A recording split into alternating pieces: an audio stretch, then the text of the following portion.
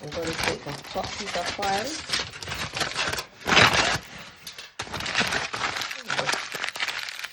One it up and just use it.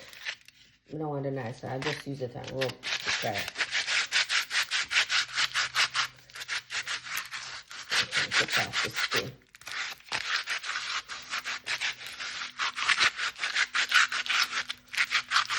And transfer it to a bowl. Then